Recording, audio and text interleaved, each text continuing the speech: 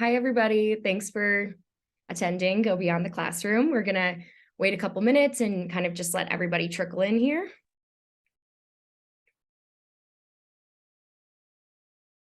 Awesome. I'm seeing those numbers climb right now, which is great. Just to let all of you know, I'm Alyssa, and I'm going to be moderating this webinar along with my colleague Drew, who's also a Gap Year alum. Really excited about all the content that we're going to cover. So we'll just wait a couple more seconds and kind of let people trickle in here. I'm also going to start recording this event. We will record this so that if you are not able to attend or you have colleagues or other people who you're hoping to watch this content, you'll be able to play that back. So.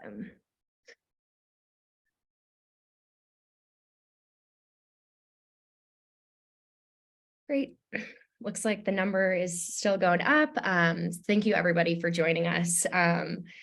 I want to welcome everybody to our webinar today, Go Beyond the Classroom, which is really a crash course on all things Gap Year. This webinar will be a Q&A discussion. We have 7 awesome panelists, Gap Year experts that are joining us today. And so the USA Gap Year Fairs, along with Go Overseas, are hosting this event. And then again, as a reminder, we will record this and we'll send a link after the event for that. Quick intro before we begin. My name is Alyssa. I'm a team member of Go Overseas. Go Overseas, you can think of as the Yelp for meaningful travel abroad experiences. We don't run any of our own programs, but we are a resource for wonderful travel abroad experiences. And that's Gap Year Fairs as well, or Gap Years as well. And so myself, along with Drew here, are going to be moderating each sessions. Like I mentioned, the sessions will be Q&A style, where we'll hear from all of our wonderful panelists. And just a few notes before we get started. The chat function will be disabled during this event. And instead, we're going to go ahead and use the Q&A. If you do have any questions, feel free to pop those in there. And then also Drew will be throwing into the chat all of our panelists' LinkedIn along with their contact information. So if you want to connect with them or set up times to chat with them personally, you can definitely go ahead and do that. Awesome. Great. And in this first session, we are going to have Jason from J2, and he is a GYA accredited Gap Year consultant. We also have Ryan Allen from Irish Gap Year and Alex Biddle from Where There Be Dragons. So we're going to get started for the first session. So the other panelists are just going to hop out for a second and we're going to focus on Jason, Ryan, and Alex. Awesome. So to get started, we're going to talk about kind of what is a gap year, just Gap 101, the very basics and foundation. And I'm going to float the first question actually over to Alex. And that's, Alex, what is a gap year? Yeah, so typically it's an academic year or a semester or any kind of like chunk of time away from, I would say like away from kind of like the norm or the traditional like next step or thing to do. You know, anything that's allowing you to like switch up your skills and your brain, you know, you're working a different part of your brain for a given time period. And for a lot of students, when they think gap year, I think they'll think between high school and college that year, but it could be a semester off. Some students graduate a semester early, or they'll take a semester off from college to do a gap year as well. But it's really about exploring your passions and diving into your curiosity and exploring more of what's out there. Awesome. Thanks, Alex. That was a really good start. And now I'm going to ask Jason this next question. What are some specific reasons or motivations to consider a gap year?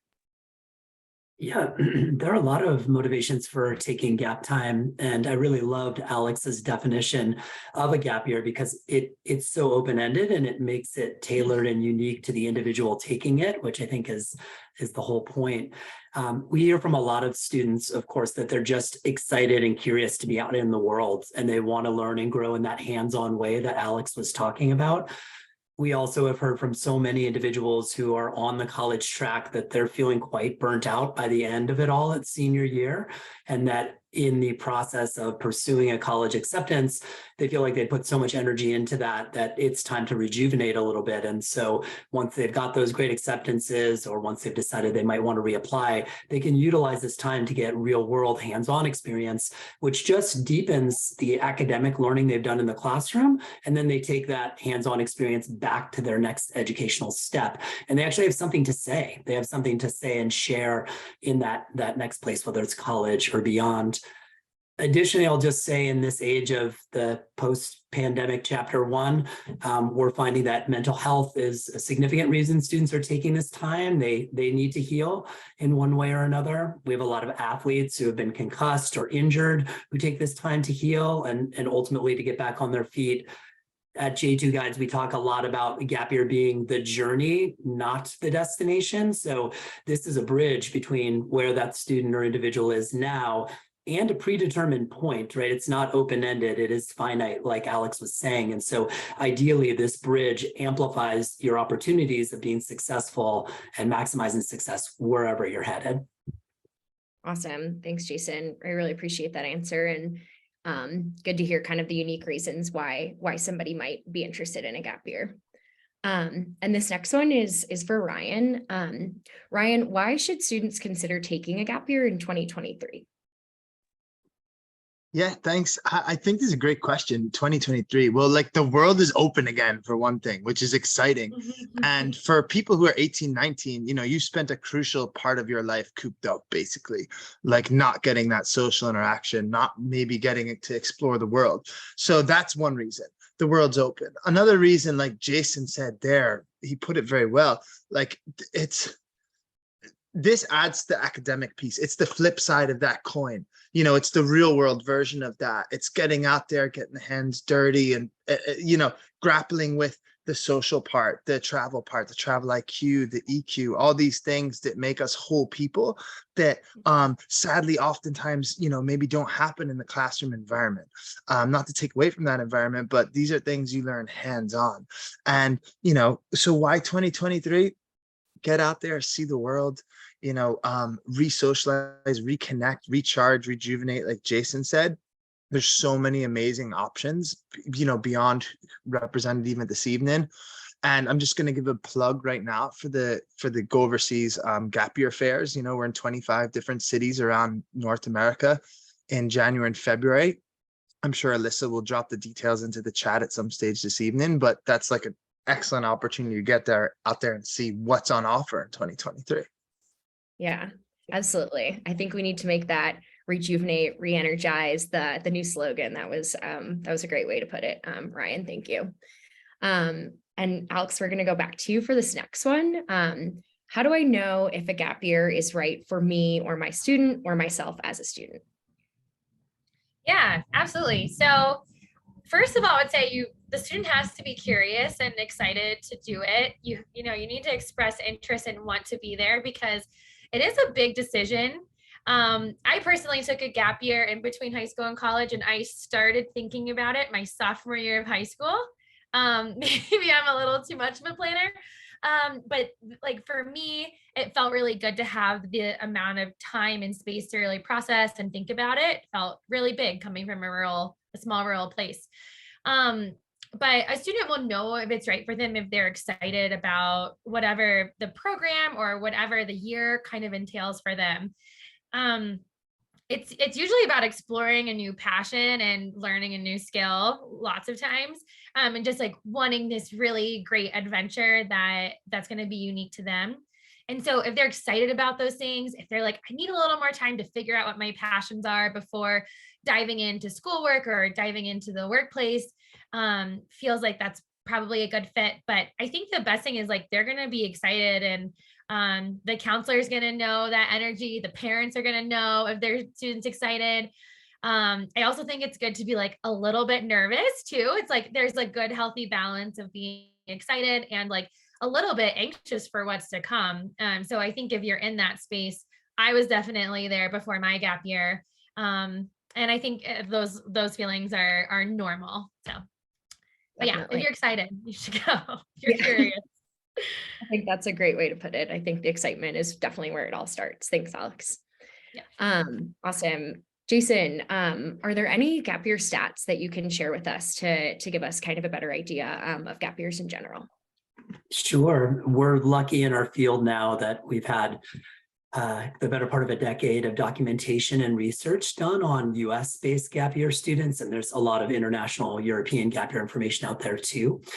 I think one thing that's really relevant to all the counselors who are on the call is just that gap year students, when monitored by colleges, have been shown to have higher GPAs across all 4 years than their non-gapping counterparts who enter school. So gap year students tend to do very well at school. And I don't think it's a surprise for any adult on this webinar, right? Because we go in a year more focused, a year with more clarity. We've probably gotten a few of the yayas out of our system that tend to happen first year of college anyway.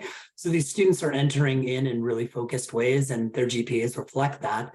The other thing that we see is that gap year students graduate in 4 years much more commonly than the typical student.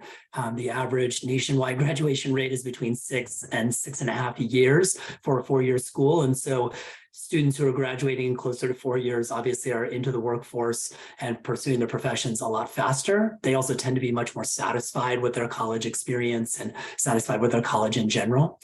And then anecdotally, it's really fun. Student self-attested reports. I have a few up on a different screen here. So in a recent study done of some students, 98% suggested that their gap year helped them develop as a person.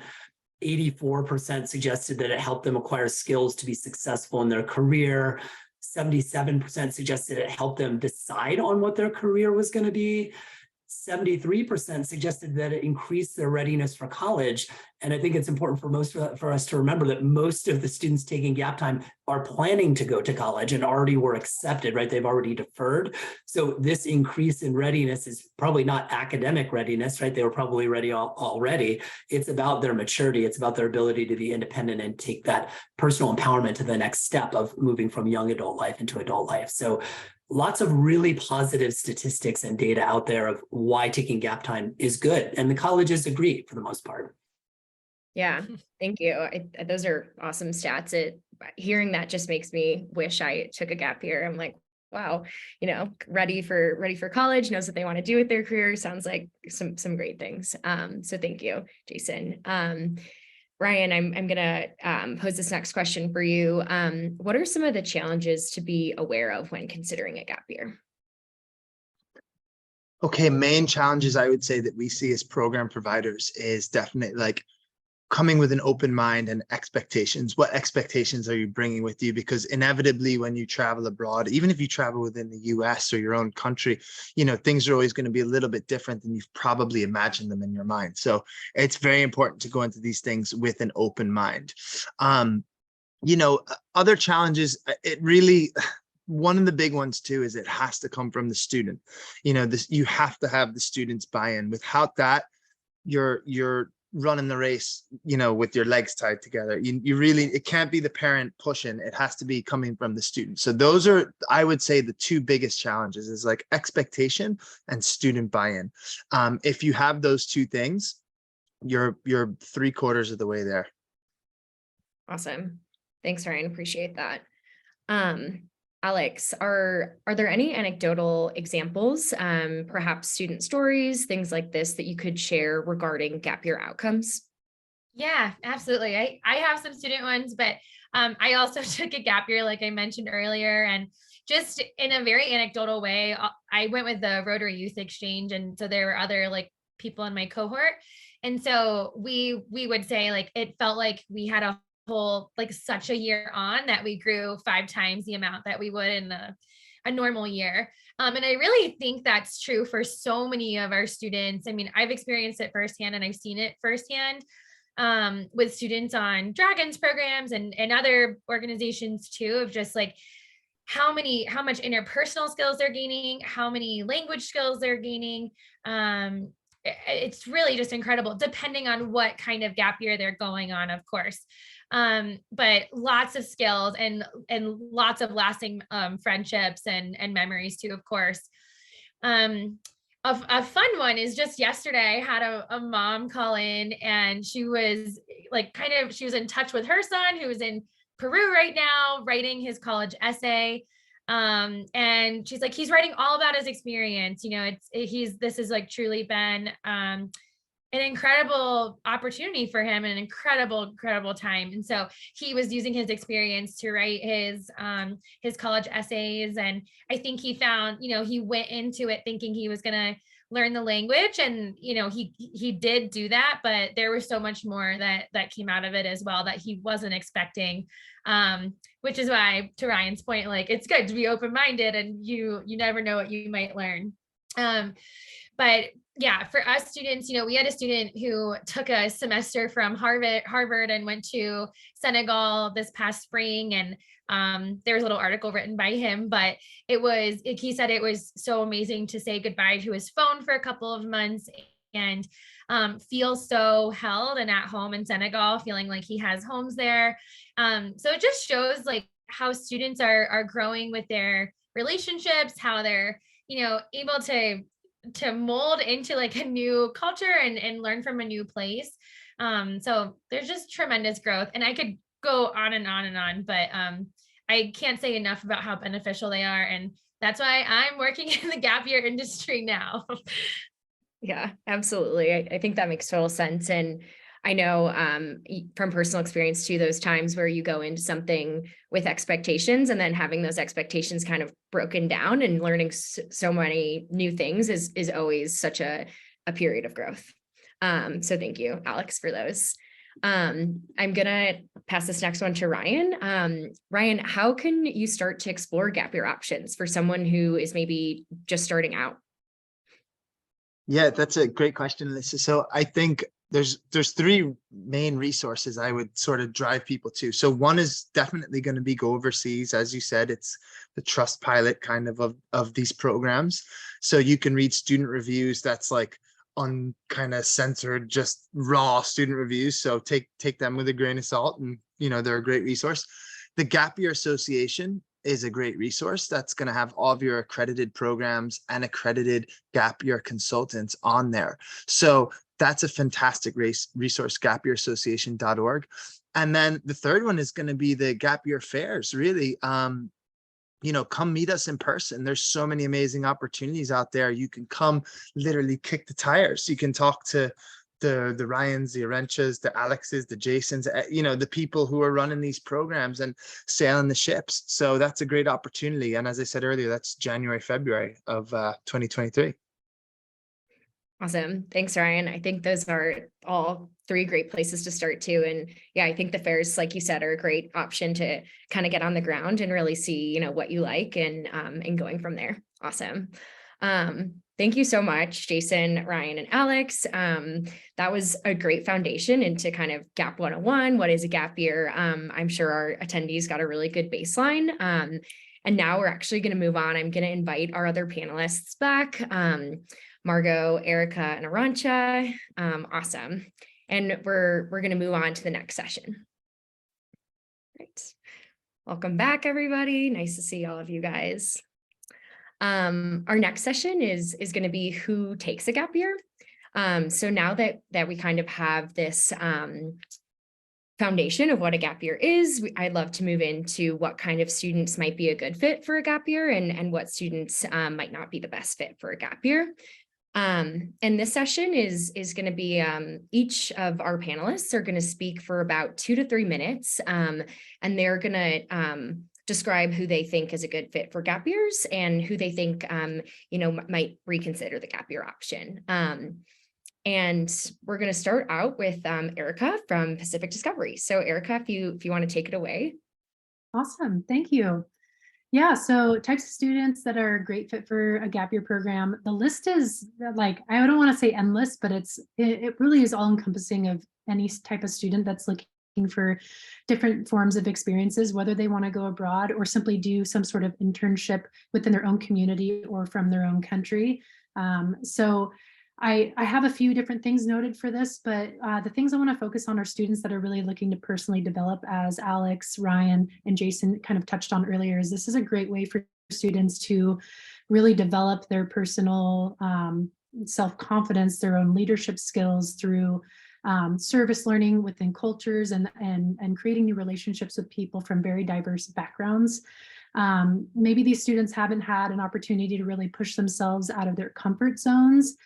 Especially with COVID, a lot of people have been stuck inside, especially these students during a very prominent time in their lives in high school where they just didn't have access to really have that quintessential high school experience for a year or two. So these programs, especially the ones that go abroad, are really designed to help push students out of their comfort zone, but in a structured environment that helps support that and help them to progress in their learning endeavors. This is also for students that are needing a break from college or their future academic endeavors. So as Jason had mentioned, there's extreme burnout. And I think even as adults in our own occupations, this is a huge thing to touch on as well. So burnout is real for everyone, and especially these teens who may not know what they want to do with their lives. Maybe they don't know what major or career that they want to, kind of dive into. And they don't want to waste time in college trying to figure that out. So understanding what their interests are, they're, exposed to all of these different interests and potential careers or majors in college that they may not have otherwise even knew about before a gap year program.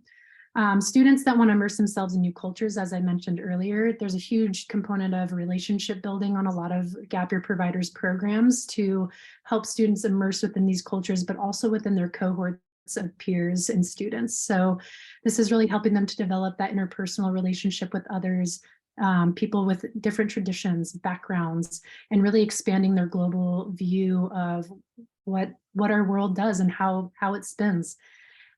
This can also have to do with like languages as well. So say a student has been studying Spanish in high school, and I know firsthand, this is my degree in college. And so in high school, I felt that my conversational skills weren't very well developed. So once I got to study abroad in college and go to Spain for a semester and really dive into and immerse myself into that culture, my skills flourished, at least with the conversational especially. And lastly, I'll touch on giving back to communities that they visit. So again, this could be abroad or within their communities at home.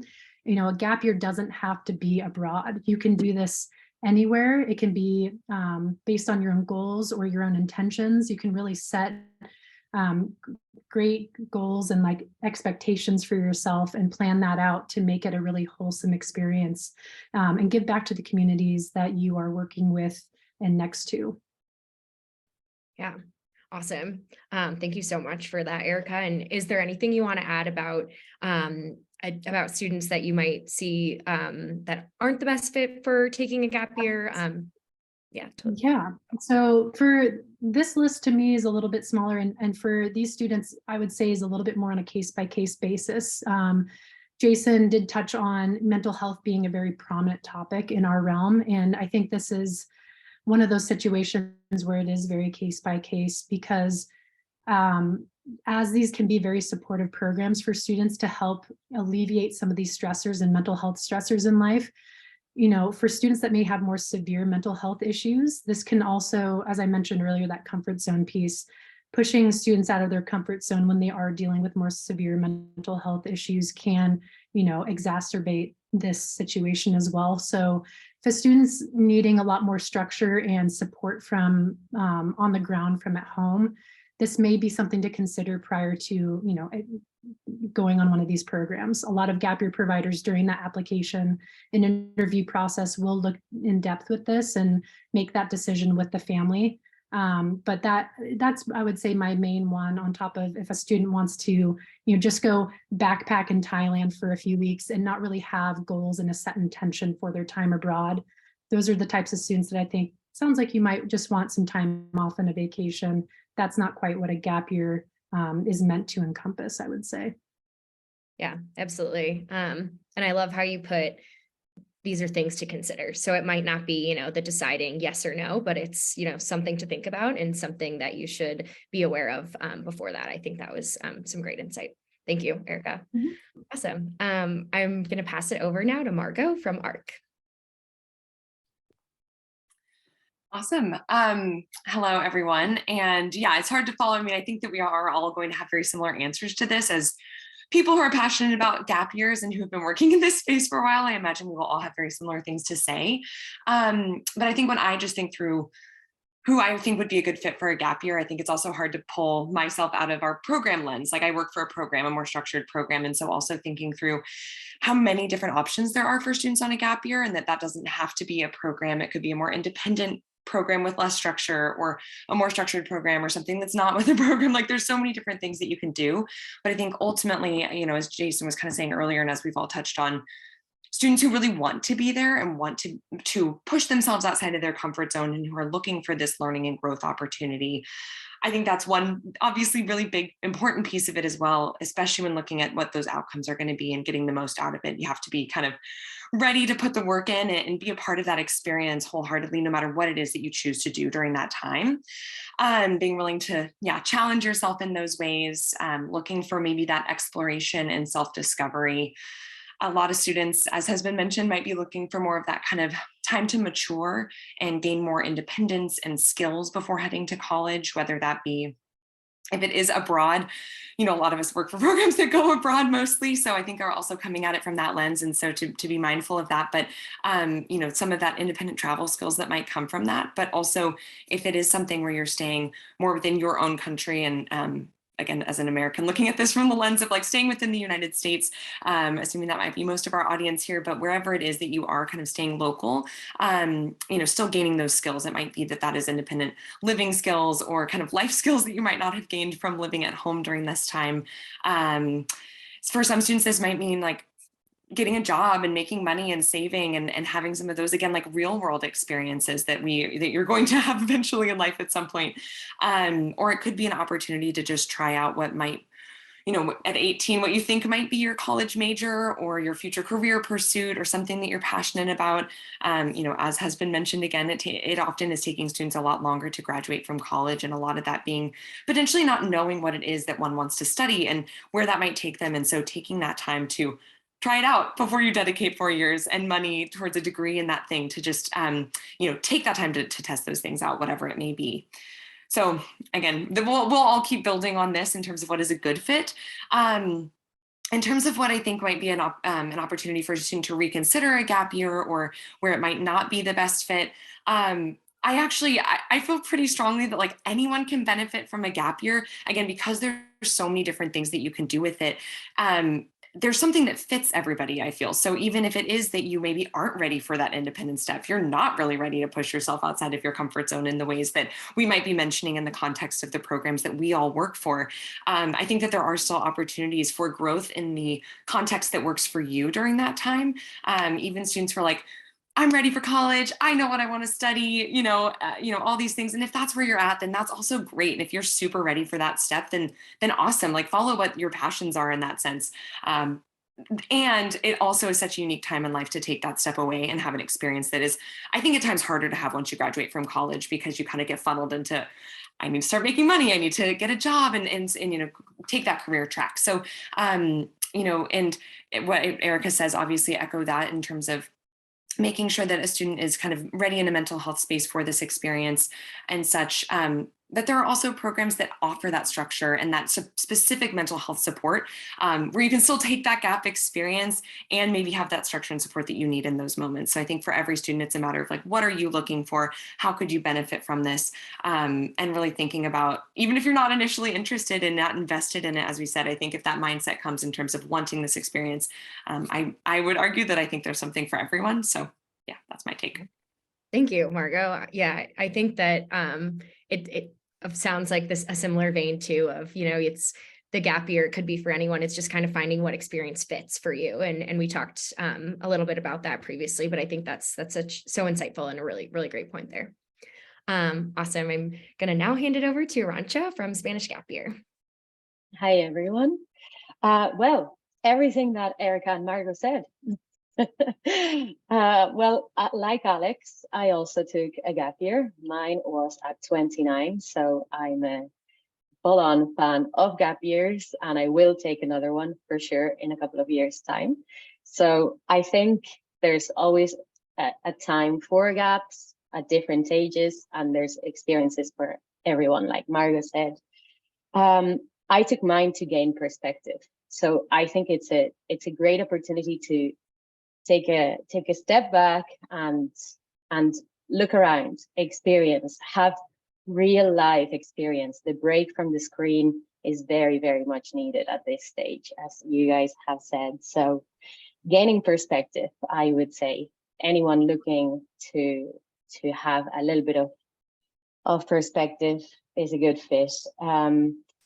Also, if you're keen to have a positive impact in your community at home or abroad, gap year is the perfect fit, and it will have a positive impact in yourself as well. I think we're seeing a lot of our programs aligning our aims and our goals with the UN's Sustainable Development Goals, and we're doing great work in the local communities that we visit at home, in domestic programs, but also abroad in our programs in different countries. So the positive impact. And then in terms of our program, I mean, I'm sure all the programs that are abroad, like in Ireland and Asia and everywhere you guys have programs, it's about being open to trying different foods. If you have a passion for foods, I mean, for food, I'm going to go ahead and say it. Spain is a great place. Peru is a great place. Costa Rica is an amazing place. If you want to learn Spanish or a different language, Portuguese, Italian, go to that country and learn the language through experiential learning. Do a homestay, make friends in the country, and of course, have an interest in the culture. Be curious about the culture and the history of that place. So if you have all those things, the openness, the curiosity, the willingness to go and do something meaningful, then gap year is for you. What is not a good fit, my list is also shorter, is if you don't really have an interest in those things, if you're very focused in doing something very specific and very academic, then probably not. Although, like Margot, I would say take the gap year anyway, and then continue to do the academics, because they're always available for you there. So I think that's pretty much it for me. Thank you. Yeah, thank you, Rancha. I thought I maybe was too old for a gap year, but after hearing you speak, I think that is something I'm definitely putting on my list of things to do in the next couple of years. So we'll see. Thank you so much, though. Awesome. I'm going to turn it over now to Ryan from Irish Gap Year. Ryan, would love to hear your thoughts on this. Yeah, thanks, Lisa. So the ladies have put it so well and covered like pretty much all the bases, really. So I'm going to start off with the question of who shouldn't take a gap year, and kind of just like, all right, so it's not a silver bullet for any of life's struggles or hurdles, okay? Although it will help with many things, it's not a silver bullet. And as I kind of hinted at before, it's not for the student who isn't interested, who it's being put upon by a parent or another third party. So that's who it's not for. One of the things that we've seen post-COVID in Ireland with my programs and in Europe is that it's increasingly for like what we now call COVID kids, who really just want to get back out there and catch up on experiences that they might not have had for 2 years. And like the level of intention for some of them is like, I want to have fun and experience something new, and I'm going into it with an open mind. And I'm a good student, like, but I want to take a break from academics. So like there's a whole spectrum of like these amazing things you could do, and these real character developing programs and experiences you could have, right on through to like, hey, you know what, I want to get out there and have fun and live with people my age and just catch up on time that I lost on Zoom and in my parents' basement or wherever I was for those 2 years. So that's something I haven't heard yet, and I just wanted to put that out there.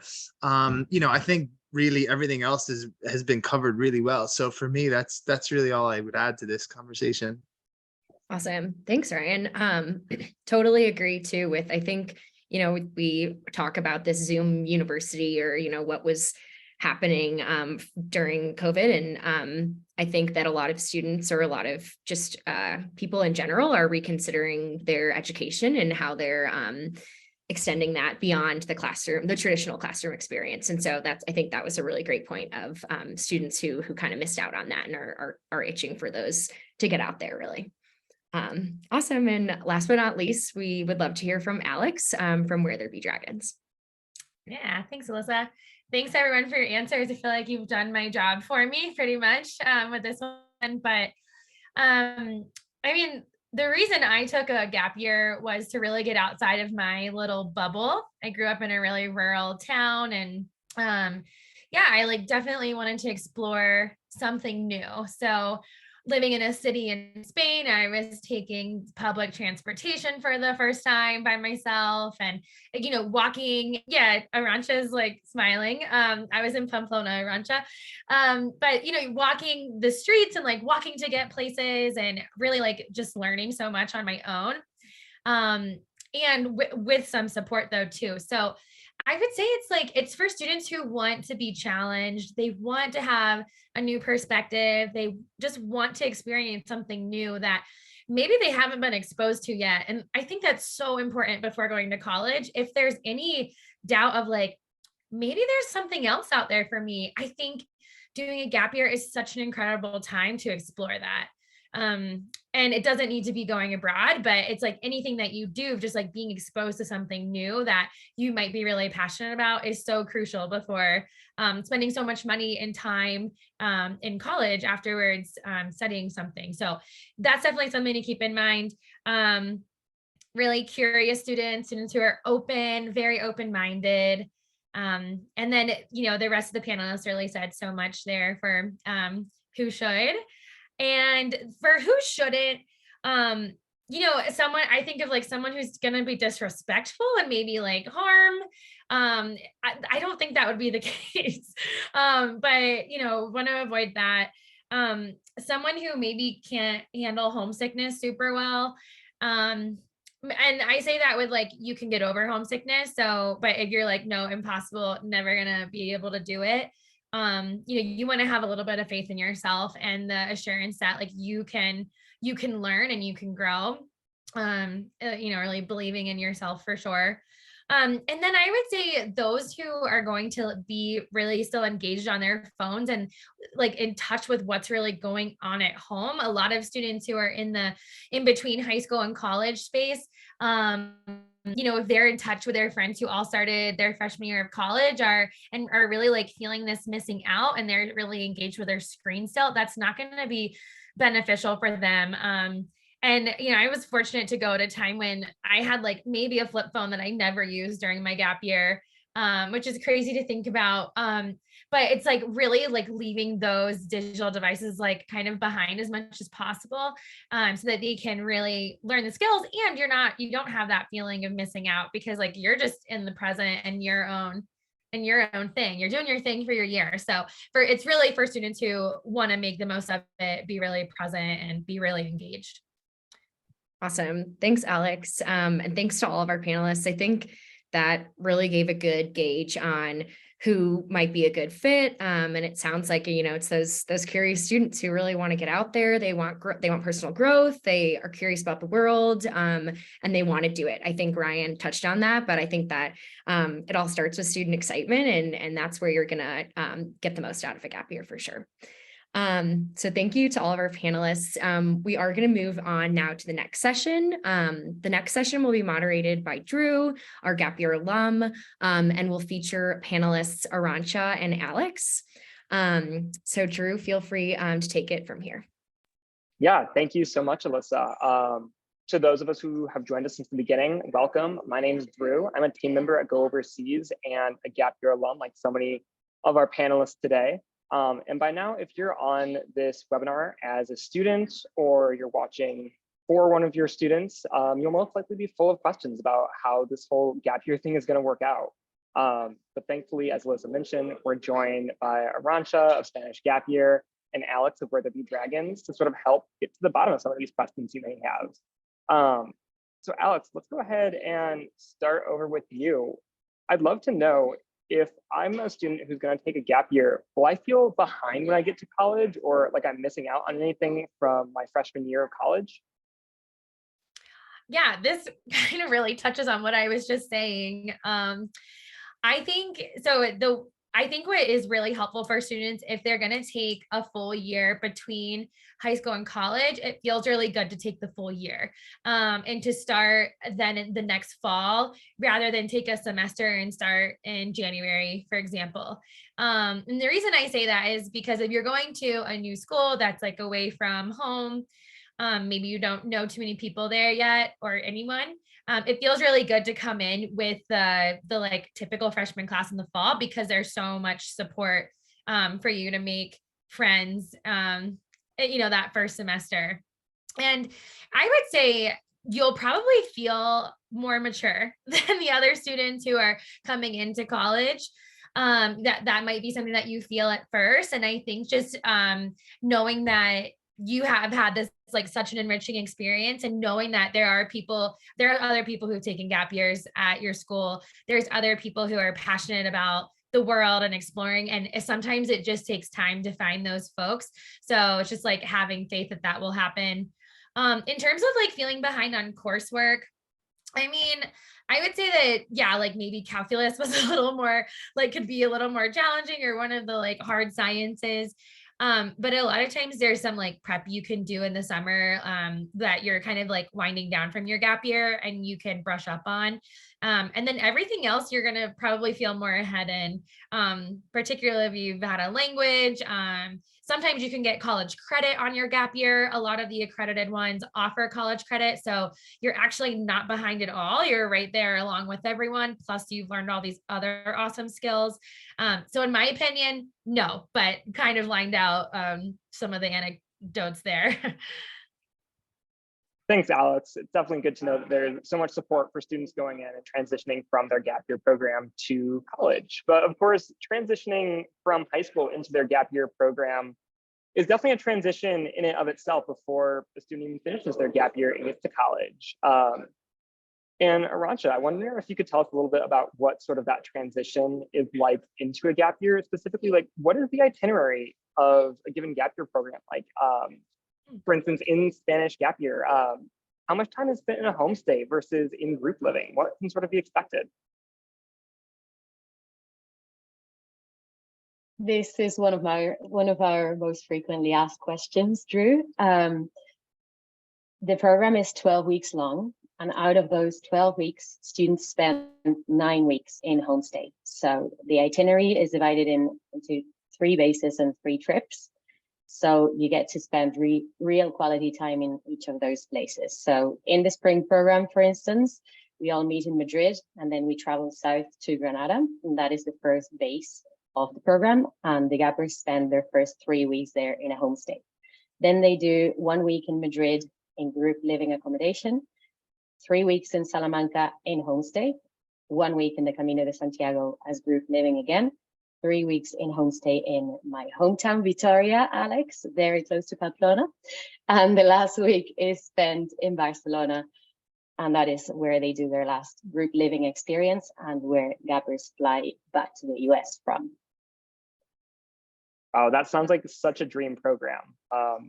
As really does every program that we've sort of mentioned throughout this webinar today. And I mean, that in and of itself can definitely be a challenge. It just seems like there's so many options out there.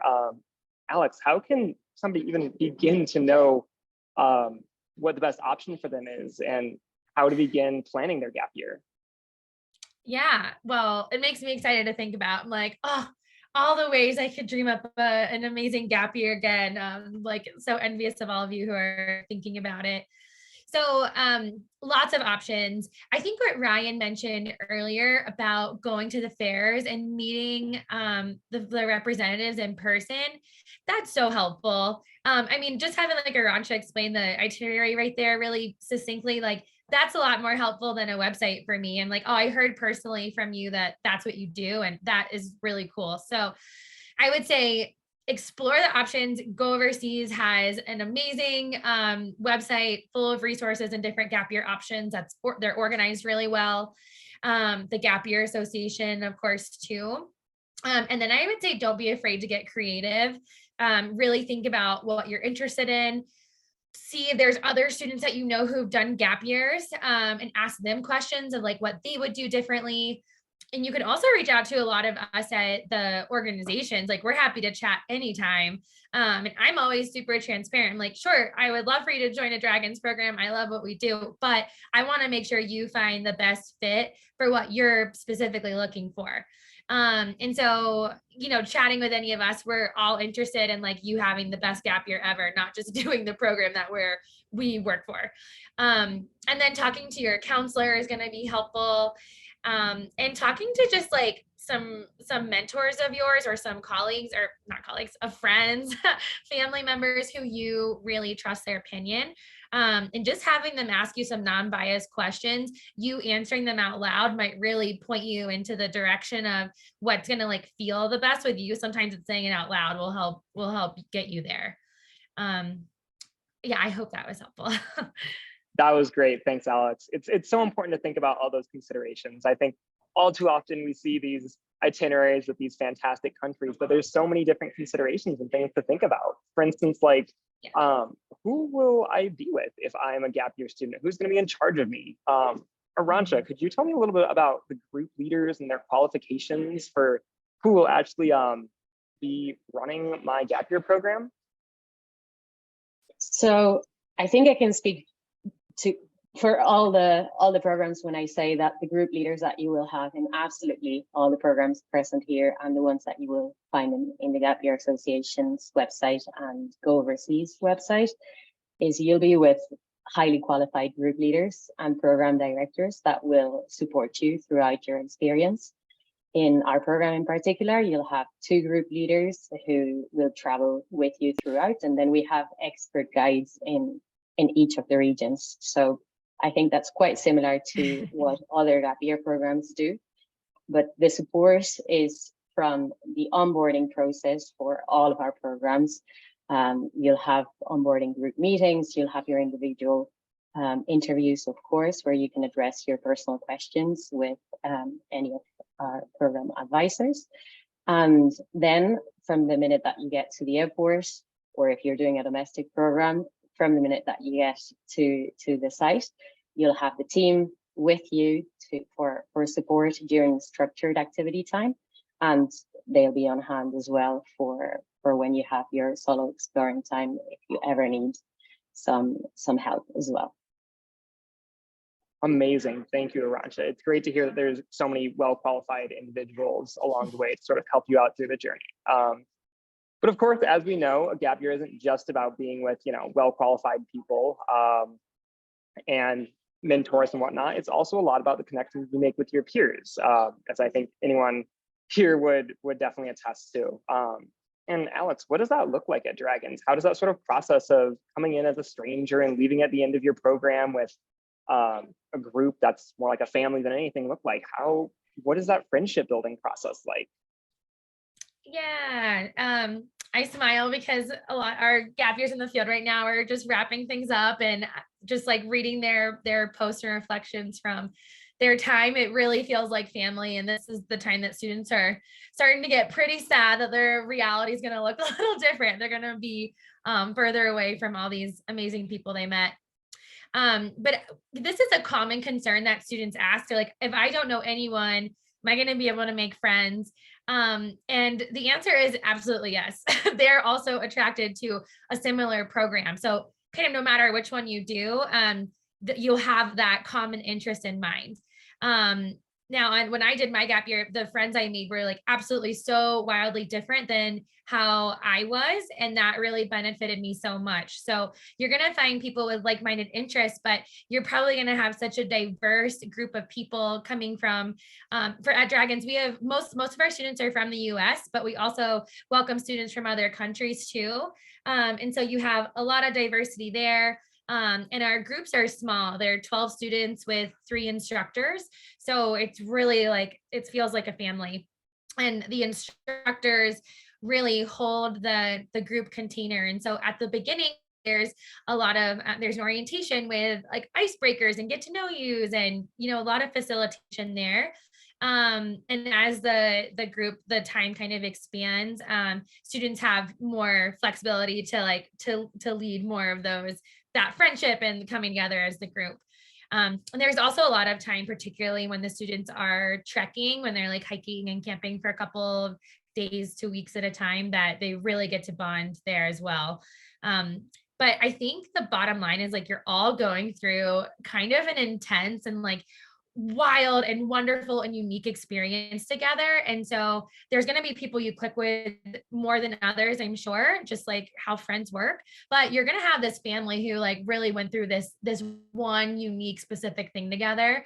And you're going to have that forever. So you will make friends. And the instructors will help facilitate those group dynamics if there's conflict as well. I've got to echo you there, Alex. I definitely think that's sort of that peer development, that growth, that family building in a group is by far the best part. But I do think it should be specified that a gap year with a group isn't just sort of a big vacation or hangout session with friends that you make along the way and instructors. There definitely is sort of that growth and that educational component in some aspects, right? So, Arancha, I'd love to know, like, within Spanish gap year, is there classroom time? Am I going to be back in a classroom just like I was in college? Am I even going to be earning college credits? What does any of that look like? So there are two parts of the program, Salamanca and Granada, where gappers can choose that classroom environment, and they can opt in for credits. So we offer up to 8 college credits accredited by the University of Salamanca and the University of Murcia. So for students, say, whose college accept, some of them accept up to 5 credits, they can opt in for 5 credits. Students can opt out of credits, but for other students who may already have done 1 or 2 years in college, they are the students who usually opt in for all the credits and go back to the US with those full 8.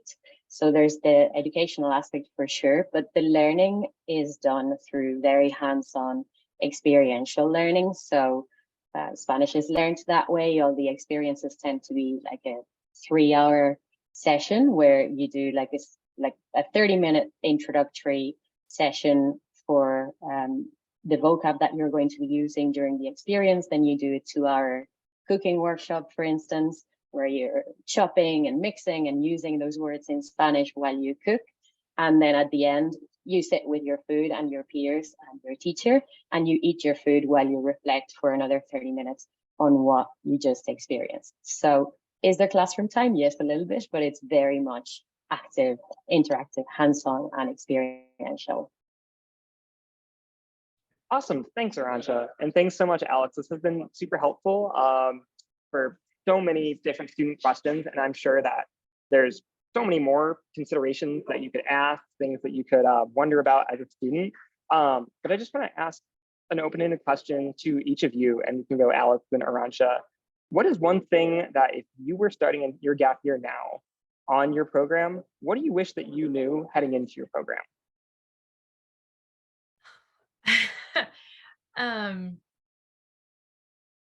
Yeah, that's a great question. I think just that you can't get the time back. I think that's just such a good thing to keep in mind of, like, don't worry about the past or the future. It's going to feel so good to just live in the moment and soak it all up. I mean, that's probably the biggest thing. I'm like, oh gosh, it went so fast in retrospect. And I was, gone for 10 months. So I would really just encourage students that, yeah, the time is going to go fast. It's going to be super meaningful and you can't get it back. So enjoy it as much as you possibly can. Don't rush it. And get creative. Really explore your passions and get creative with it. I think that's amazing. Thank you, Alex. Yes, absolutely. I would also say that, again, going back to the team that will support you in each of the programs, in whatever program you choose, really go to them and make use of the resources that they can give you, because they know the area best, the master programs, internationals, the country the best. So if you can ask for cultural activities resources for your free time, so that if you're really into music, when you have free time away from structured activities, you can go and find the concert that is on that night in the smaller cities, or go ask your host families, ask your leaders, and do your personal research so that you can make the most not only of structured time but also of your free time. Love that. Well, thank you guys both so much. Those were such fantastic answers. And like I said, I hope that did a little bit of digging into the many questions that students have often going into their programs. So with that said, we're going to switch gears now because parents, we haven't forgotten about you. A gap year is not just a student decision in a vacuum, but it's a big decision that requires a whole family to really consider. Erica Schultz from Pacific Discovery, Margot from ARC, and Ryan from Irish Gap Year have encountered just about any question that you or any parent could ever think to ask. So with that being said, we're going to dive into the ways that your students can stay smart, productive, and safe. So Erica, let's start over with you and with Pacific Discovery. Let's talk a little bit about college acceptance. How can my students guarantee their college that they can begin college the following year and still take a gap year? Absolutely. I feel like I'm going to be using the Gap Year Association a lot for this answer, because I think Gap Year Association has some really great resources on this topic specifically, including an entire resource list of colleges that are accredited by the GYA, along with schools or universities that are listed on there that would defer your college acceptance to the following year in order for you to take a gap year. So these are going to be the universities that are very supportive of students taking a gap year. They see the positives of students taking a gap year prior to joining academia again. So highly recommend heading to Gap Year Association's website for this. Keep in mind that some of these do require you to get college credit during your gap year sometimes, along with, say, like if you want to utilize 529 funds for your time abroad. But also talking to the prospective university, if you don't see your university on that list, that doesn't necessarily mean that they don't offer that deferment policy. So if you're really set on a specific school, I would highly recommend either talking to your high school counselor, shout out to the high school counselors on this call, to help your students or provide information for your students about different university deferment policies, as well as having families reach out to that admissions team at that university as well. And knowing that ahead of time is really helpful, because you may want to consider that before applying to a school to make sure that that is an option, because not all universities do offer that. So applying to the school, once you do know that they have a deferment policy, getting accepted by that school, and then saying, thanks for the acceptance, I'd love to join the following year, and I would like to defer my first year and take that gap year. Thanks, Erica. That so helps to know that deferment has become such a popular and possible option for so many schools. But beyond just college credit, let's talk about the value of gap year as a non-educational institution or an idea for students to take. And Ryan, I'm going to throw this over to you. In a non-educational sense or non-college credit sense, what in general is my student going to gain from taking a gap year? Yeah, okay, Drew, good question, definitely. So I think that, students are going to come away with a good gap year experience with confidence. So more confidence. They've gone out into the world. They've taken that leap of faith. They've left their comfort zone. That's always going to be a confidence builder. It's going to be a clarifier. So clarity, who am I? What am I about? What's my direction? What's my purpose? What's my values? These are things that they're probably going to be thinking about.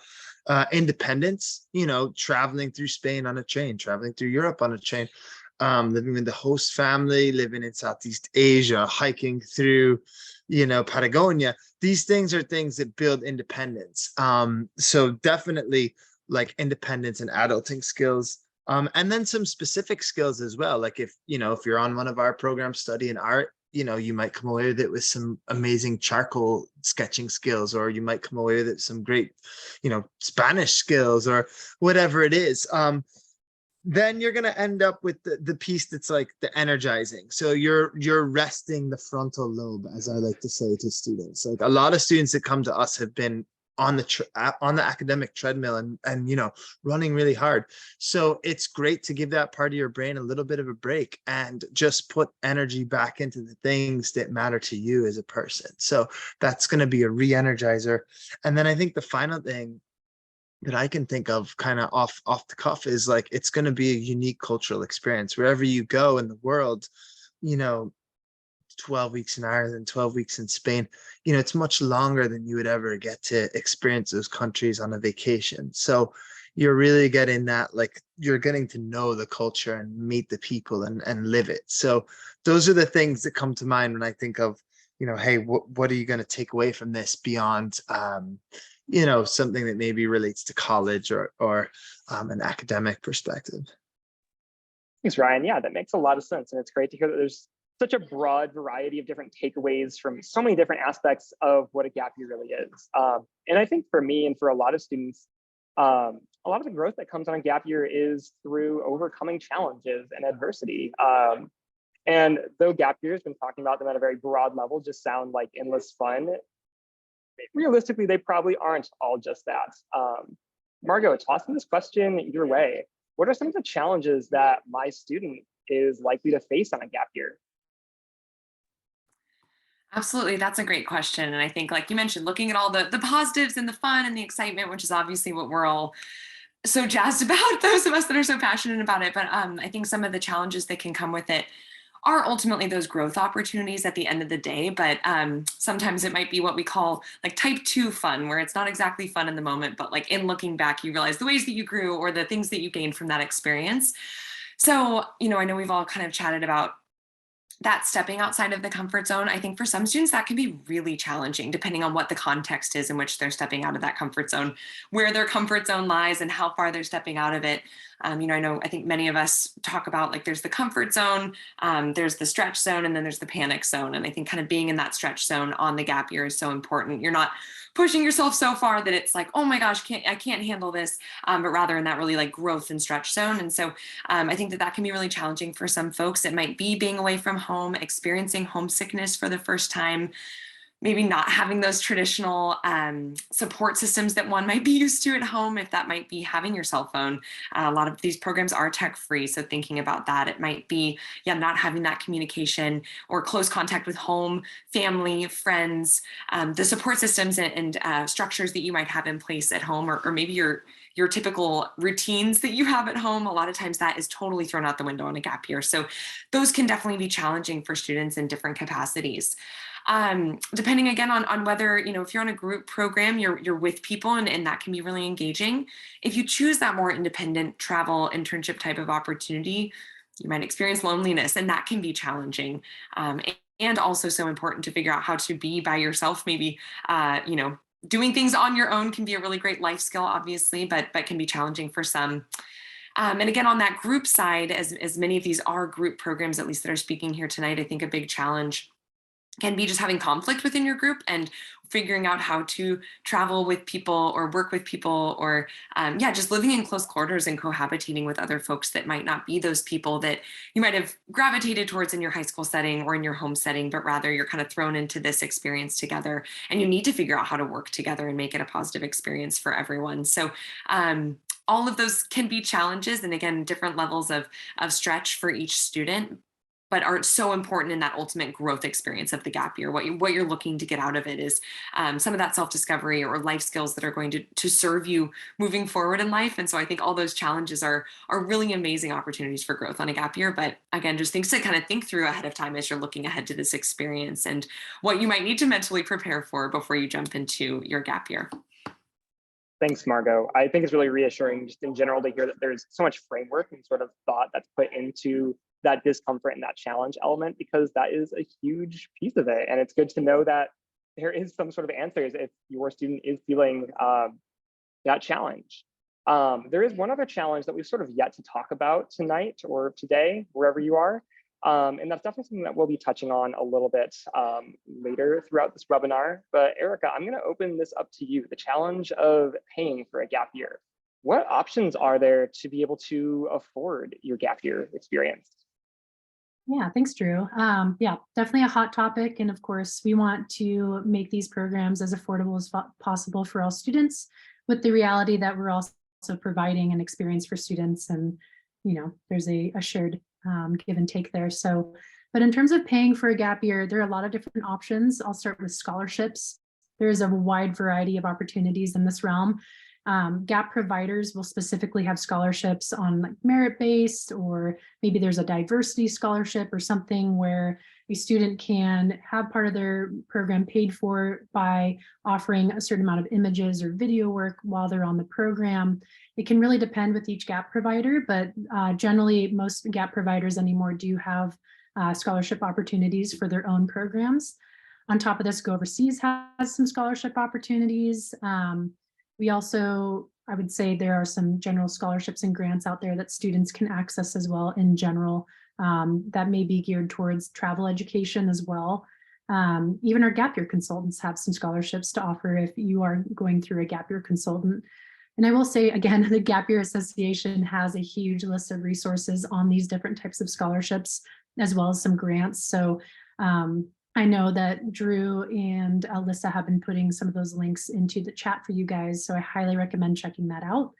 I had mentioned 529 funds earlier as well. So as I said, in order to utilize your 529 funds for a gap year program, generally you do have to apply for college credit in order to access that on an educational basis. So students will have to enroll in maybe a couple credits during their gap year time, but this can, be fulfilled in the form of creating or writing an essay in order to get those college credits. It's not like sitting in a classroom while you're on the program. It's really reflecting on the experiences or a specific topic that you delved into on the program.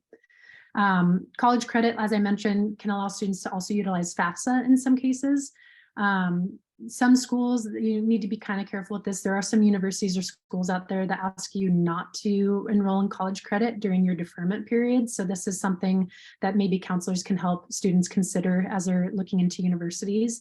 And again, college credit shouldn't really be the focus of a gap year. This is a time to kind of academically take a back step in terms of academia, not necessarily learning and education, but we're trying to take students out of the classroom setting and really, put them out into the world and learn from experiences. So just something to consider. Lastly, fundraising and side hustles are another topic as well. So fundraising, there's so many ways to get creative anymore. Crowdfunding has been a popular one through like Kickstarter or GoFundMe page. You can offer your skills. If a student knows how to speak a couple different languages, maybe you can tutor a student on the side or other students on the side for some extra money to put towards your gap year time. This can also be a side hustle in terms of maybe you were really good at sewing. Maybe you can make some quilts and fundraise or raise money for your gap year that way. So there really is endless opportunities there. Definitely some more structured ones from gap year providers, consultants, as well as just some other scholarships out there that you can find on the Gap Year Association website. But yeah, if you're really dedicated to putting money towards this on your own, side hustle and fundraising, don't overestimate that. It's a really good option as well. Thanks, Erica. I appreciate that. That's such an important topic, funding for gap years, and you did a really great job of really getting into it. I'm sure there's lots of other answers and ways that students can pay for their gap years. Like I said, we'll be hitting that a little bit later on. But in the likeness of time, I want to touch on sort of the last area in regards to parent concerns for now. And I'm going to open this up to both Margot first, then Ryan. What does safety look like on a gap year program, traveling to so many different countries and doing so many different potentially risky activities? How can I ensure that my student is going to stay safe throughout all of it? Yes, definitely. I'm happy to try to get through this quickly. I know we're a little bit crunched for time for this section. I want to give Ryan the chance too, but I think a really big piece of this, especially when looking at what program your student might be interested in, is choosing the right program that fits your risk tolerance as a parent and the student's risk tolerance, and kind of taking into consideration, like, has my student traveled independently before? Have they been abroad before? Have they, if it's a wilderness program you're looking at, do they have experience backpacking or doing these sorts of activities? Do they have some of that knowledge and wherewithal where if it's a more independent program, maybe are they going to be prepared to keep themselves safer and such if there isn't as much of that structure? when you're looking at a more structured program, you know, all of the programs that are here, as well as any other kind of more structured group-based program, is going to have a lot of those safety and risk management protocols already put in place, where they have vetted any, you know, partners or vendors that they're working with in these countries. If it is an adventure activity, you know, they've already done that vetting process for you. So there's definitely a level of security that comes in with that. I think the gap year consultants are a really great resource here as well, because they are so familiar with all the programs, as well as maybe those more independent like internship placements and things, and understanding more of what the risk assessment and risk management protocols are for each of those things. So this is a very deep and very lengthy topic, but I think thinking through what your student is prepared for, and then also thinking through, you know, travel insurance and some of these other things that you can do in terms of helping to prevent if something does come up while they're on a program, you know, how can you respond to that if your student gets sick, if they're traveling abroad, that happens, you know, these things come up. So being prepared for those, but I think a lot of it is really looking at those programs and what they do to vet the experiences that they're providing. In short, very large topic here, but yes. Ryan, do you have anything else to add? The only thing I would add to that is, you know, for parents and consultants and students on the call is like, ask the programs, what's your track record? What's your safety record? How long have you been operating? You know, these are really important questions to ask. Any program that's accredited by the Gap Year Association is going to have really rigorous protocols for all things safety. So just have a look on the accredited programs and ask the hard questions, you know, hey, how long are you doing this and what's your safety record? So that's all I would have to add to it. Awesome. Well, thank you guys so much for addressing some of these parent FAQs. With that being said, I'm going to transition it back to my colleague, Alyssa, and we're going to go ahead and move on to our next topic. Awesome. Thanks, Drew. We're going to keep Erica and Margot in here to answer this next session. And we're also going to invite Marianne, who's a Gap Year Association accredited Gap Year consultant, to hop on here with us as well. Thanks for fielding those tough parent and student FAQs, our panelists. That was awesome to hear from you. This session is more geared towards that gap to college transition. So this is specifically for those students who are taking that gap year right after high school and then transitioning into college. And we have, like I said, Marianne, Margot, and Erica here with us. So I'll start by asking this first question to Marianne. Marianne, what soft or hard skills could be derived from a gap experience that could be put on your resume or CV? Hi, Alyssa. I can't get on because my video was stopped by the host. So if you could pop me back on, that would be great. Absolutely. Okay, thank you. Hi, everybody. I realized just listening to some of the panelists ahead of us that we will be overlapping on some of the topics that we've talked about, but bear with us. I think it's invaluable information. In terms of kind of what you can gain from a gap year, there's so much, but ultimately I think you gain and grow in terms of intrapersonal as well as interpersonal skills. Intrapersonal skills are those where you build your character. You learn more about yourself. What are your strengths? What are your weaknesses? And interpersonal skills are more about how you connect with others, and those you will take throughout your life. So both of those are what you will gain over the course of a gap experience. In terms of intrapersonal skills, a few that I picked out are confidence, being able to kind of apply yourself to a challenging situation in the future, resilience and grit, which I think is probably two of the most important, because time and time again later on in life, whether it be at college, a job, or later on dealing with a terminal illness with an older parent, that grit and resilience will come into play. Resourcefulness, becoming a leader. Time and again during a gap experience, you may be called to be the leader for the self-expedition or for the day to plan the agenda.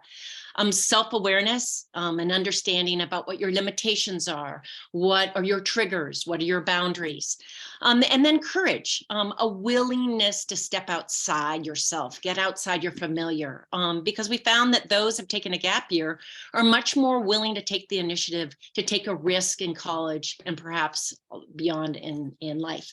In terms of interpersonal skills, these are so important in terms of how you deal with others. empathy, learning how others live in the majority of the world, whether it be a developing country or fully developed country. I think that empathy, that cultural perspective, not only in terms of how others live, but also in gaining a perspective on how fortunate we all are, at least in the US, in terms of our standard of living. Also team building, learning how to collaborate, how to communicate with other group members, being inclusive, so important. And then one that oftentimes doesn't even get mentioned is building friendships. I think those are really important. In terms of hard skills, those usually can go around like for certifications like WIFR, Wilderness First Responder, EMT, PADI Scuba certification. I had one student last summer get his pilot's license. I have someone now who's working on his firefighting license or certificate. A TEFL, teaching English as a foreign language. That's an invaluable skill to have. There's also the Global Seal of Biliteracy if you become really fluent in a language. Also, the GYA offers the Student of Humanity and Leadership Award, and API global badges include the Global Innovation Badge and the Global Agility Badge. So those are two. And then in terms of integrating them into a resume, I usually have my GAP alum go back through the GAP program curriculum, as well as their journal, and glean the soft and hard skills that they learned from the activities that they did, and then try to incorporate them with specific GAP examples. For example, might be with my WIFR certification, I led a group of 25 students, my peers, on a self-guided expedition through Bryce National Park on a 15-mile hike. That would be a perfect example of one. So those are just a few. Thank you so much, Marianne. That was great to hear a concrete example line too. I think that's sometimes where you can get tripped up, how do I describe empathy on my resume? So that was super appreciated. And I think, taking time off has become more and more popular. And so seeing it on a resume isn't this big shock anymore, or like it used to be, I think. Awesome. I'm going to go to Erica with this next question. Erica, how, as a student, can I connect my gap year experience to my college experience? Absolutely. So this could be depending on what the student was looking for in terms of their gap year time and what they wanted to take out of it on the other side. So one example would be like if your goal was to figure out what your major or career in the future was going to be, or what you wanted to start pursuing, then your gap experience would very much directly influence your college experience this way in a lot of ways. So that could be finding out what permaculture is, and you finally get to dive into the realm of permaculture design and natural building, and you never realized this is something I can do for a living. And so you go back to university and you go into environmental studies and you learn more about sustainable building. There are so many great opportunities to grab interests and passions that you never knew you had in you from a gap year program to then bring it into your college experience, especially with academia. Again, the Gap Year Association has a great video about applying gap year to college and careers. And actually, Marianne was a part of one of the videos that's on that website. And so there's this talk about like a return of investment of your time before your gap year and what you get out of your gap year for your college and career experiences in the future. So I highly recommend that. Brooke Roberts did a great job chatting about this topic. And this goes back to even what Jason was saying earlier about that. The average student spends 6 to 6.5 years getting through their college experience. And what Marianne and Brooke had mentioned in that video was the average college student spends 3 to 5 semesters just trying to figure out what they want to do. And so a gap year student already has kind of this advantage over these other students of having an idea or a clearer path going into college as to what they want to figure out for themselves and where their interests lie. And just as important, what they don't like. I think we really overlook that point of like figuring out, I really dislike mathematics, or I really am not into the sciences as much. And I'm finding that I lend myself better to art history. And this is, directly affected by my experience on my GAP program when we got to visit the Louvre in France, for example. I think another thing to highlight is the ability to build strong relationships, as Marian had mentioned too. This is not just with your peers, but also with mentors, with professors at your college, and being able to have confident conversations with these people that in a lot of instances, and I will speak for myself, I would always be very nervous going to talk to even my advisor sometimes. And I didn't feel like I had the full communication skills to really discuss what it is I want to do, even though it's directly, for myself. So sometimes developing those communication skills and ability to build relationships will be really beneficial for you in the long run, to then have these assets in this network that's provided by you in the future. Lastly, I'll say this helps students discover this option, or you can be a student that helps other students discover this option when you're on your college campus. You could be an ambassador for the gap year and start a club on your campus. Maybe there's other gap year students on your campus that are also looking to connect to other gappers, and you are that person that brings all those folks together and spreads the good word of gap year. Joining other clubs that have to do with some of the things that you delved into on your gap year time. There are also, scholarships and grants specifically for gap students as well going into college, and so this can be attractive on your resume as well to potentially get scholarships and grants for your college experience as well. Yeah, awesome. Thanks so much, Erica. I think a lot of us have mentioned, skills that we maybe wish we had going into that, but I think kind of all of you touched on are things that I definitely identify with, and they're things that you need as a college student that you might not get from that high school experience. So I resonate with all of that. Margot, gonna pass this next one to you. What challenges might a student face going to college after taking a gap year? Yes, I think this is an important thing to just kind of talk about and touch on, because I think it's something that for any senior in high school who's considering a gap year, it is a different route than probably the majority of your peers are taking. And so I think it's fair to just acknowledge that there are some concerns that one might have at that point as considering this option. Obviously the most obvious one I think is just being a year older than your peers. And I love that Erica already kind of touched on this, because I think when you come in and you've had this year of experiences and growth and change and development, and then being with other students who are maybe fresh out of college and haven't had that experience. But as Erica mentioned, I think there's so many ways to connect with other people who are in that similar boat as you, and it doesn't need to be this barrier to taking the gap year or too hefty of a concern. But there often are maybe gap year clubs on campus. If there aren't, create one, as Erica said, like bring those people together, make those connections with other folks who've done a gap year. I don't think it needs to be a barrier, but I think it's something that students express concern about when they're heading into this experience. I think another thing that can be challenging is as you're finishing out this gap time, you've had all these really formative and incredible experiences, whatever it is you ended up doing. And oftentimes, even just kind of re-entry from that experience coming home, it's hard to relate to family and friends who haven't had that same experience. And I think that can also be a challenge coming into school. And you've had all these amazing experiences that maybe others can't relate to. And that's where I also think keeping connected with your peers and friends that you've made during your gap time can be a really great support system, because often they're going through that same transition at whatever school they're at the time. But also missing those people, these people that you've created these incredible experiences and memories with, can be challenging. And I also think just returning to the classroom can be a transition. And as we've mentioned, most students also come back, they're so much more engaged, they're more excited about what they're studying, they're more driven with their academia. So it's not necessarily too much of a challenge, but I think when you've maybe been learning in a really experiential and exciting way for a year, to step back into a classroom environment can be a transition to get back used to that. But as we said, joining clubs, other organizations, and getting involved on campus, maybe getting a job or an internship in something you're passionate about, kind of continuing that work from your gap year, volunteering in the local community. I think just like staying involved and keeping those lessons learned and passions stirred during your gap year alive as you transition into college can be a really helpful way to overcome some of those challenges. Yeah, awesome. Thank you so much, Margot. I love your point too about kind of leaning into your community that did it with you, because as you might be alone on campus, you do have so many people, and Erica touched on it too, create a club with all of the people that did gap years. You can kind of establish your own community, which I think is a really great way to get through that. Awesome.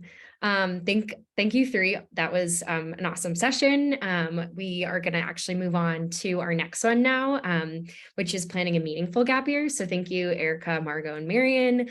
In this next session, Marion's actually going to stay on. We're going to have Jason and Arancha as well. Awesome. Hi, everybody. So kind of a common question that gets asked in regards to gap time is, how do I make the most of it? How do I make this time? And like Marion said, we're going to touch on things a couple times, so you might have heard this already, but how do we plan a meaningful time that is catered towards us? And so to answer some of those questions, we have you three here. I'm going to start with Jason. Jason, what are some of the different types of gap experiences that a gapper might consider? It's such a good question.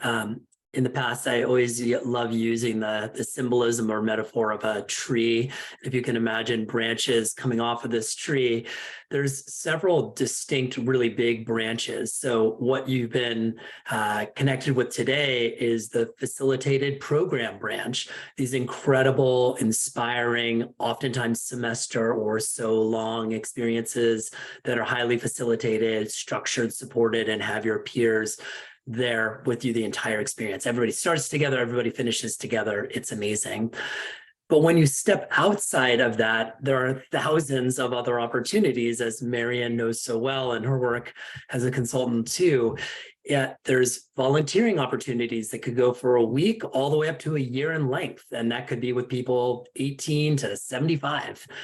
There are internship options and apprenticeships that might take you for 2 to 4 months somewhere, so you can really investigate a career path.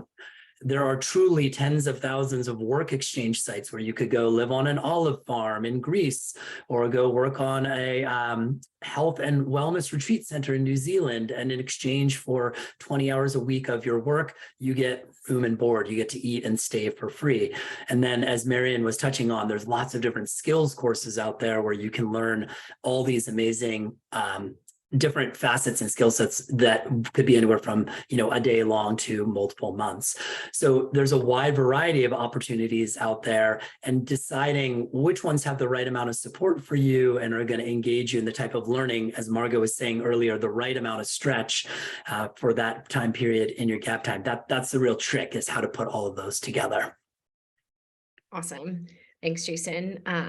That's a really great answer. And this next one is kind of building off of that too. And I'm going to give this one to Marion. What are the most important steps in planning? So once you kind of are thinking about what different types are out there, what do you do next? Thanks, Alyssa. Thanks, Jason. I think before you even look at the different options, I think it's really important, both as gap year consultants and gap program staff, to really take a look. We call it the essential eligibility criteria. So that's really asking the students, are they mentally, physically, and emotionally ready to take a gap year? Whether it be rappelling off a cliff on a Knowles program, or whether it be eating with a homestay family on the savannah of Tanzania, where the language is different, the food is different. It's really important that the students and the parents be transparent, both in the consultation verbally, as well as on the questionnaire, as well as in the interviews with GAP program staff. Students need to really ask themselves, can they take care of themselves? Is their perceived ability of self-care different than the actual ability? Can they take medications on their own if they need to take medications? Are they self-aware? Can they make good judgment calls? If they're not feeling well, then perhaps it's not the day to lead the trek up the mountain. Can they collaborate with others in a group? If they're going to, let's say, a country with a different religion, is it appropriate to wear cut off shorts and a halter top into a mosque? Can they abide by those cultural norms? So that's the first thing I would say, to take a look at that. The second, which is really important, is a shift of ownership, to make sure that this is the student's idea, or that it is being owned and possessed by the student after, say, the parents initially have the consult and they introduce. It's really important, in order for the student to really take part and move forward to set up goals, to set up the time frame, to set up a budget. It is really important that they own this. And so that kind of transfer from the parents, and they can provide all the input they want that's really appreciated on the front end, but then it really needs to be the student who is the driver of the whole experience. And then lastly, I don't know if this has been mentioned or not, make sure that the college of choice is and does allow deferments. They approve deferments. Don't go through the whole year planning a gap year, paying for a gap year consultant, only to find that your particular first choice that you got into in May or March or whenever, that it doesn't allow a deferment. And so you can't take that gap year. So I would say that's one of the first steps as well. So those are the three. Perfect. Thank you so much, Marian. We've talked a lot about that student drive throughout this webinar, and I think it's really important and really good that you touched on that as well as being one of those foundational elements. Awesome. Arancha, this next one is going to be for you, and it's kind of similar to the other questions, but maybe a little different. And it's, how can I be intentional when planning my gap year? While I'm on the program, sorry, not while planning. How can I be intentional when I'm there, when I'm on the program? Well, I think it's important to be intentional beforehand as well, and to set your general gap year goals for sure.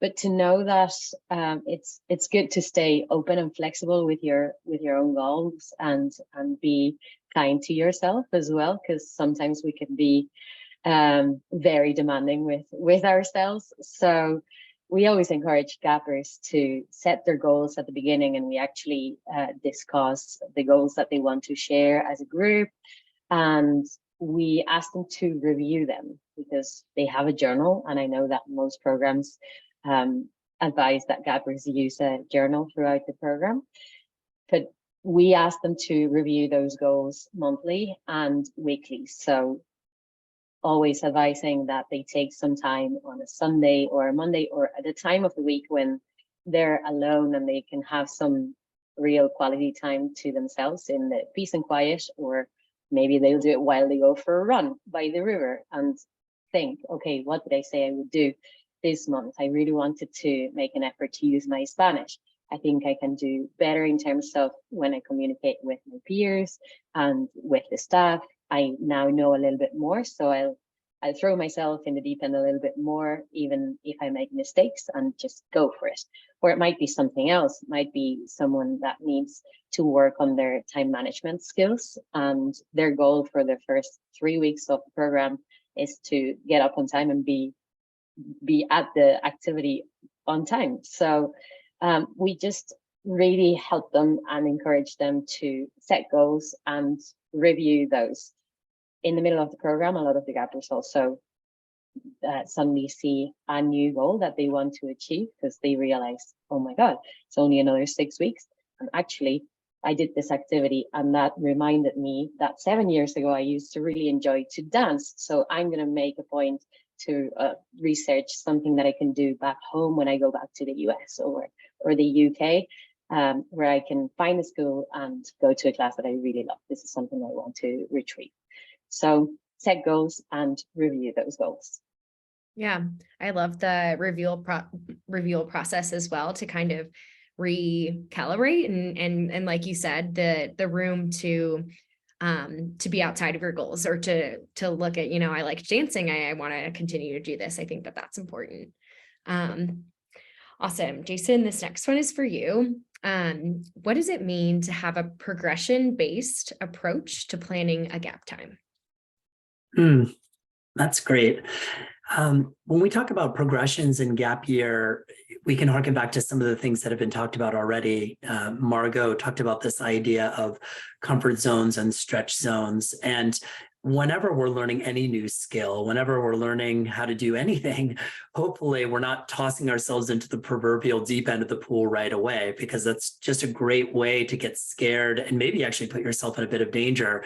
And so planning your gap year is no different than that. We really want students to think about, what are the skills that I already have? What are the areas that I want to grow? And really buffer yourself with the appropriate amount of infrastructure and support in the beginning, so that you have experts experts who are guiding you in learning those skills. So let's say you are really curious to go to Spain with Arantxa and you go with Spanish Gap Year. That's amazing because they're going to be ushering you through the country. You're going to be learning a lot about yourself, learning a lot of Spanish. And after that experience, you might feel like, wow, I'm now ready to take the next step. Maybe I'm going to have my own Spanish speaking experience, but I am going to go to Costa Rica or I'm going to go to Chile. And maybe I am going to go with that volunteer organization. Jason was talking about volunteer organizations. So it's the next step away from the mentorship, but you still have good infrastructure. And then maybe that person takes the next leap and they travel independently and they're literally traveling on their own and they're going to a work exchange. So whatever your goals are in your gap time, you can break your gap year into chapters, and each of those chapters can build upon the last chapter in terms of the skills that you built up, the competence you have, and the confidence that you have now from building those skills. So we want you to take that progression approach because soon enough, you're going to be swimming in the deep end of the pool all by yourself and really feeling confident and great about that. Yeah, that's awesome. We haven't talked much about the breakdown. You know, some students maybe do a week, or 2 months, some students do a much longer time. And so I think that was kind of a great look into how you can plan your gap year, not just a full year with one person, but kind of breaking that down. I think that's an awesome thing to know. This next one is for Marion. What if a student wants, and kind of this goes off of what Jason just talked about, what if a student wants to be more independent and not in a structured cohort?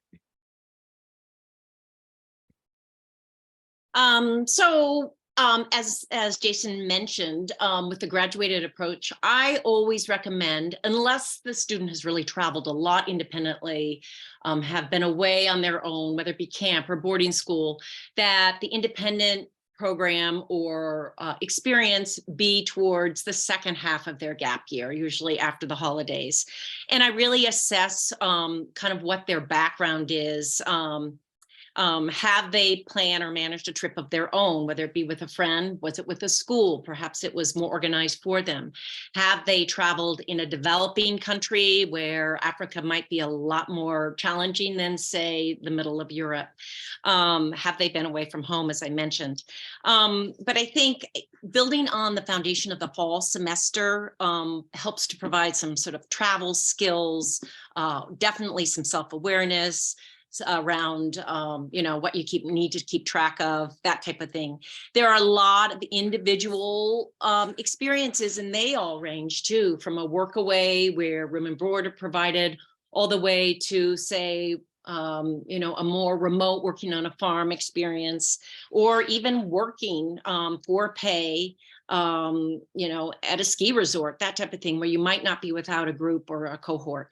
So I think in designing a self-independent program experience, you really have to be ready. And I think that's something that you really need to assess carefully before you go off on your own, especially for young women. I take a very kind of guarded approach for safety with young women who want to go by themselves.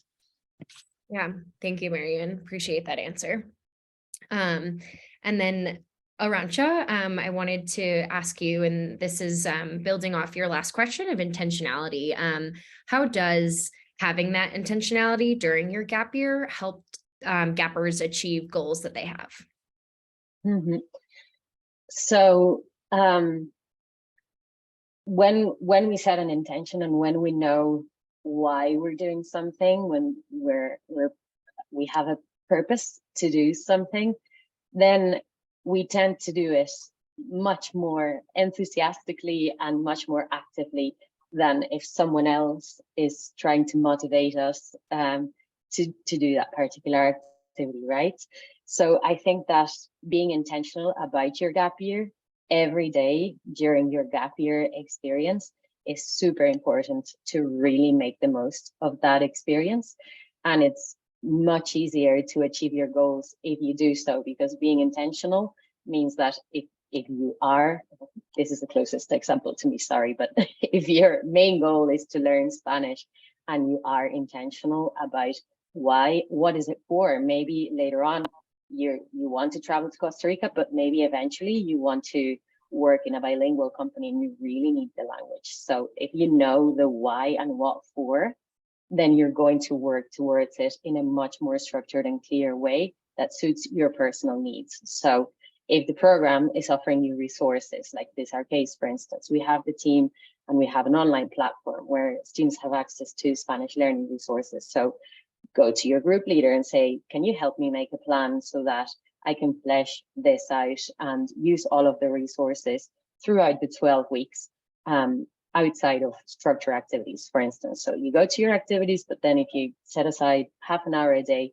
when you're in the park on your phone and do some exercises or listen to a podcast in Spanish or watch a show on Netflix in Spanish, you're adding to that comprehension skills time and production skills time. If your objective for the week is to have a conversation on the phone in Spanish, or, you know, listening to the radio or asking the shopkeeper something in Spanish, depending on the level. So if your intention is clear and your goals are clear, then you're going to achieve those goals through those intentions. Absolutely. Thank you, Arancha. I think that was a great answer about intentionality and during your gap year. I'm going to pass it over now back to Drew, our GAP alum. Him and Marion are going to chat a little bit about gap year scholarships and funding. Thanks so much, Alyssa, and thank you to all of our panelists and providers for the information about those last sessions. So Mary and I are going to be hitting on a pretty big topic as it goes along with gap year planning, and that's the price tag. Now, I know that this can definitely be one of the most daunting elements of gap year planning, or just thinking about any element of taking time away from high school to college or any transition. So Marion, as we're diving into this, let's start big and let's start creative. I'm curious, in your experience, what have been some of the most out of the box ways that students have gone about raising funds or having cheaper gap years or finding scholarships? What have you seen to be really effective and off the cuff? I don't know if they're out of the box, but these are some that I've heard. One that I always recommend is trying to earn money, whether it be the 2 summers before and after the gap year. I have found that students that have earned money, no matter how little it is, but have put it towards their gap year, are much more emotionally invested in the whole experience. I find that some that have written up what their gap year is going to look like and then submitted that to their grandparents in a letter, because maybe the grandparents don't do email.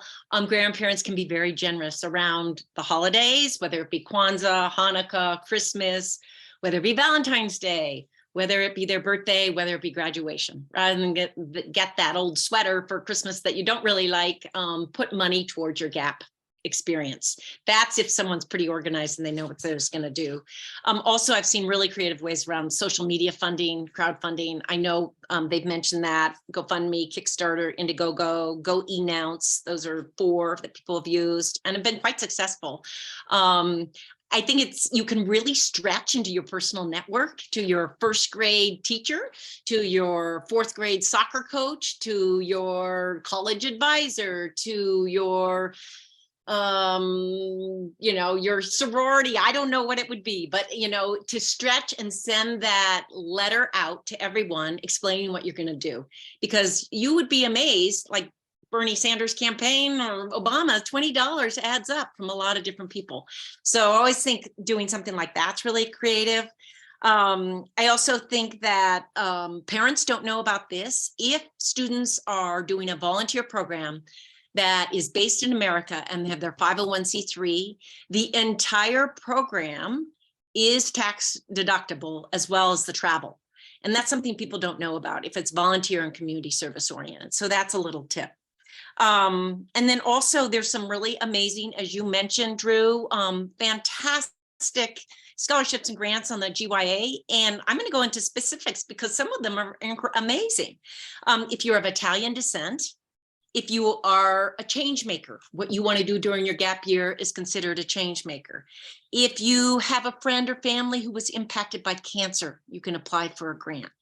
If you want to study in Asia, or you want to study in Latin America, or perhaps if you're of Italian descent, those are all very specific niche scholarships, but I think they're pretty clever and it's worth looking at the list on the GYA website. Also, don't hesitate to ask. Gap year programs, a lot of them have gap year funding, but they don't maybe advertise it, market it too much, but ask them. And if they don't have any left, it's usually better to apply early. If they don't have any left, they are more than willing to help you come with creative funding ideas. Also ask gap year consultants. A lot of us, I do it on an individual need as needed basis, but a lot of consultants offer gap year scholarships. And then another one that has been talked about today is the 529 Savings Fund. If you are applying to a domestic or international GYA accredited GAP program, and they are accredited through a college, Knowles is accredited through the University of Utah, ARC is accredited through Portland State University, you can use your 529 savings funds, which are tax deferred, that your parents have been saving. They can use that to pay for the gap year program. So I think those are really important. Another couple other ones are Hostel International has scholarships for both in-country if you're traveling around the US, as well as world travel. Greenheart Travel has also some scholarships from $500 to $4,000 available. Rotary scholarships are a fantastic way to go overseas. All you pay for is travel insurance as well as travel, and they pay for your room and board, living with the family for 9 months, and then you go attend school. But that is a terrific way to go overseas for 9 months. And then lastly, I'll mention the National Security Language Initiative, which not too many people know about. It is a 9-month internship in a country of a lesser spoken language, Russian, Chinese, Arabic, those are a few examples. And you apply to those through the State Department. So those are a few of them just to mention. Fantastic, Marianne. I never leave a conversation with you without having my wanderlust totally sparked with a million new ideas. But really, what a lot of those ideas sound like to me require a lot of intentionality and planning. And I really want to echo a lot of those sentiments. I think for my case and in my advice, intentionality and setting out with an idea, not just winging it, is a really great way to save money. If you're just going to go and take a gap year and do your own travel, you're probably going to run into expenses that you didn't really expect to incur. You're going to have things go wrong that you have to pay for off the cuff. And you can really get blindsided by a lot of expenses. That's why sort of setting out with goals and setting out sort of with an idea of what you want to accomplish is a really great way to save money when traveling, if that's what you want to choose to do.